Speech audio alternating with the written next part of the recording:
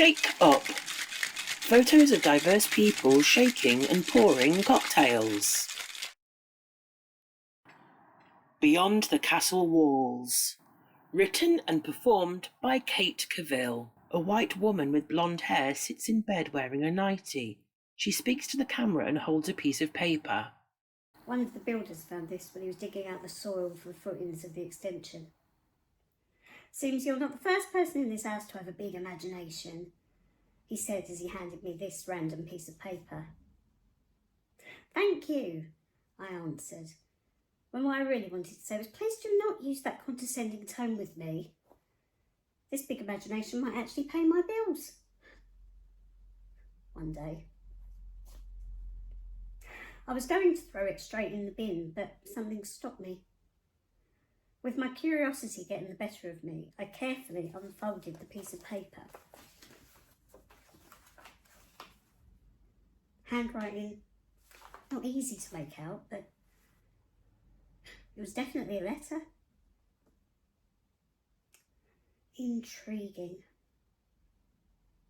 So I made myself a cup of tea and settled down in the living room to read. It really got to me, this strange old letter. It was as though it had been written to me personally. But it couldn't have been, could it? As I was trying to make sense of it all, I made my way back into the kitchen when my wheelchair started making a grinding sound. And when the noise stopped, so did the chair. So, with the rest of my day being a lot less mobile than I'm used to, I've decided to have an early night. And so here I am, in bed, with the letter. I can't stop thinking about it. There's no date, but it's clearly old, like it should be in a museum or something. Maybe it was the creative writing project of a child who lived here over 100 years ago. If it is, they were bloody good, I'll give them that. Or maybe it's a genuine letter. A cry for help. I'll read it. To my unknown confidant, whomsoever you may be. I know not who or indeed where you are, but I must share my heavy heart with you. For 'tis oft said that to share a woe is to halve it, and I pray that my writing of this letter shall give me some relief, and that you shall not be too burdened by it. To speak truly and from the heart, my home is in turmoil. Our heroic king is dead, and his son, my dear lord, lately returned from his studies, is much changed. He and I had been friends since childhood, and as we grew, a shared love between us blossomed. Or at least I thought it was shared. Now my father instructs me to spy on my lord, so he and our new king can understand what is the cause of my lord's changed humour. And all the while I am here at home, trapped. Unable to refuse my father's bidding, but desperate not to betray the man I love. I would speak to my brother, but he is away at university. I feel so wretched and completely alone. As I am unable to escape this place and this state of mind, I extend an open hand to you, my anonymous reader. Although I may never receive correspondence from you in return, I feel somewhat comforted by writing these words and sending them to the winds, allowing them to travel where they may, even though I cannot. But if you should receive this and wish to engage in communication with me, I would most welcome your reply, or even your visitation. I hope to be your friend, Ophelia. She places the letter on her bed, looks at it, pulls her blanket over her, lies down and falls asleep. In her dream, Ophelia is waiting for her In a garden. Ophelia speaks first. My friend, I am so pleased you are come. I am Lady Ophelia of Elsinore, but I do not know what to call you. I'm Catherine of Colchester. I'm not used to talking to people with titles. All right if I call you Ophelia? Of course. We are friends, are we not?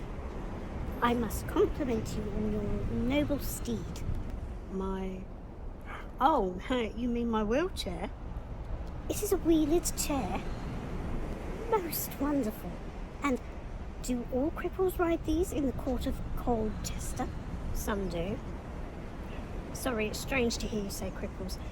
We don't use that term anymore unless we're trying to be offensive, you see. I am sorry. I do not mean to offend. I know. We use the term disabled where I'm from. Have you met any disabled people before, Ophelia? Yes, but mostly they are kept hidden away from public view here. I think I might understand them in some roundabout way, for I often feel that I am being hidden away from the rest of the world.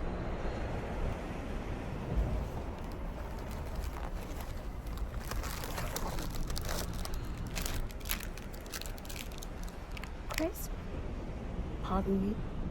A crisp, would you like one? What is it? It's a snack. Snack? Never mind.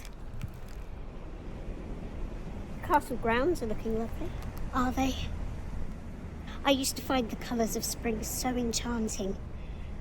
The trees, the blossoms, the flowers, but he is dead and gone, lady. He is dead and gone. At his head a grass-green turf, at his heels a stone.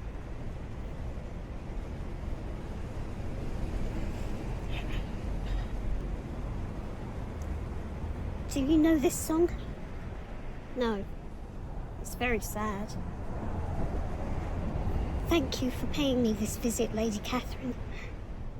I so needed to talk to someone. Aren't any of the women at court your friends? Couldn't you confide in them? Alas, no. I am not like them. Why? What are they like? Their lives are ruled by artifice and appearance. There is no room to be real, to be true. I want to please my father, but as time passes, it feels like I am drowning. I wish you didn't feel like that. Do people in Colchester behave this way? Sometimes. But you are permitted to travel without the company of a man, even as a crip. A disabled. You are so fortunate to be so free. It's not always perfect. Sometimes I'm restricted by the views people hold of someone like me.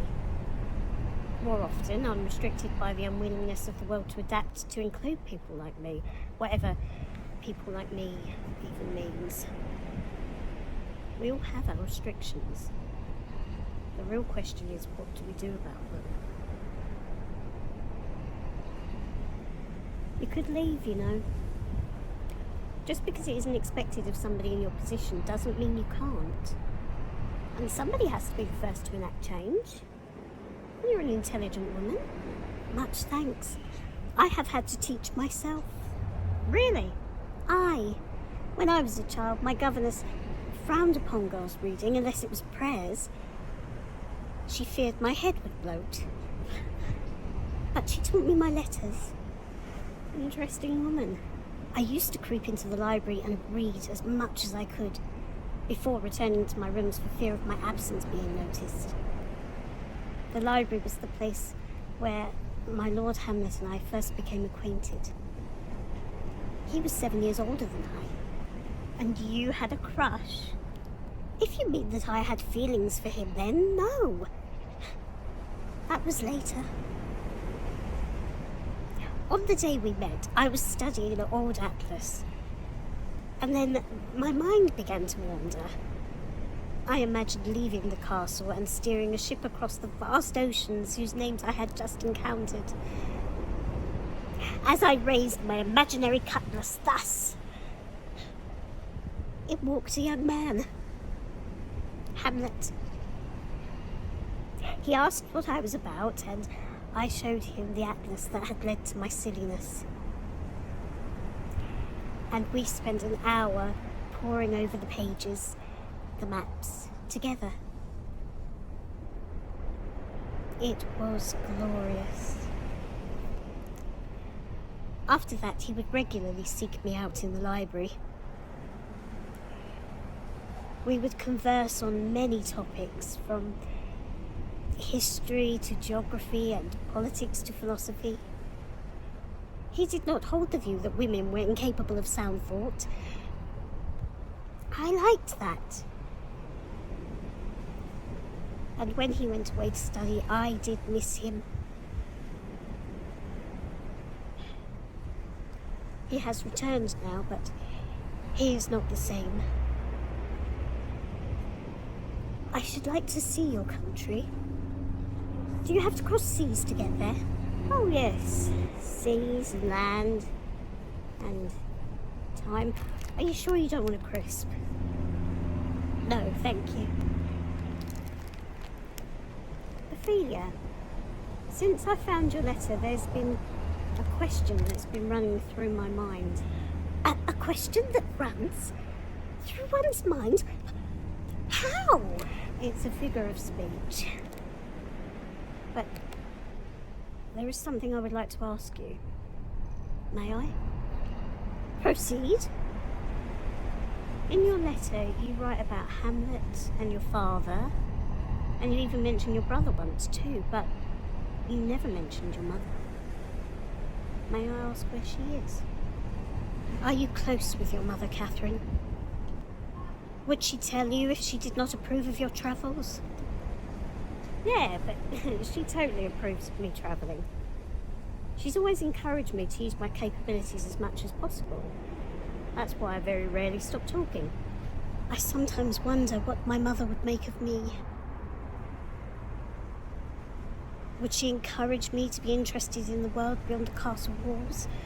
Or would she reproach me and treat me with suspicion as do the other courtiers?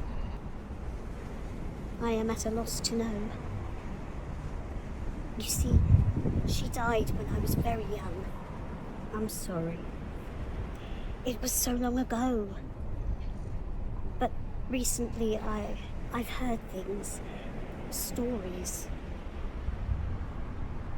People say she was restless, that she wanted to leave, and leave she did. I'm not quite following. You don't think she's really dead? Oh no, I know that she is dead. It is the cause of her death that I question. There was another occasion more recently where someone's life no longer proved profitable to the influential at court, and said individual, our most royal sovereign,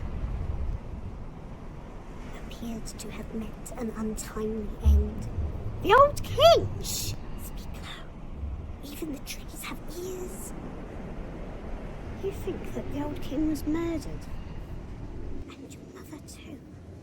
My father never speaks of my mother, but I have seen his face become harder than the bedrock that this castle is built upon when others have mentioned her.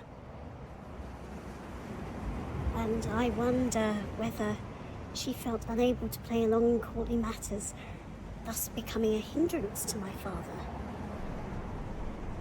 These are mere suspicions and maybe the overworking of an unhappy and restless mind.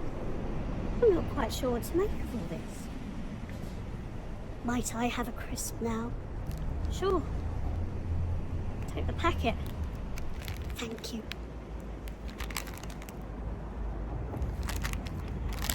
There goes my lord. He is so different since his return.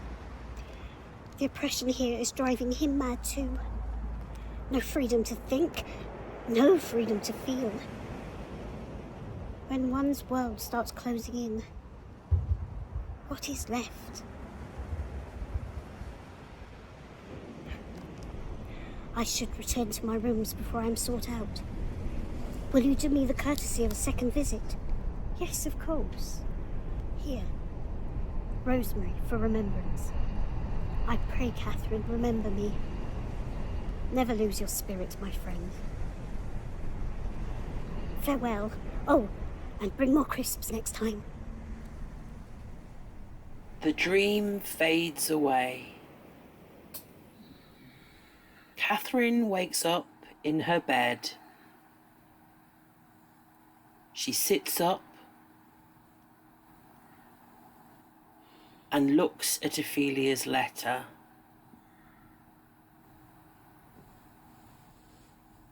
She picks it up, unfolds it, and inside she discovers Ophelia's Rosemary. She holds it and looks at it. Keep up the fight, Ophelia. Be your own woman. Tell your own story. I know I will.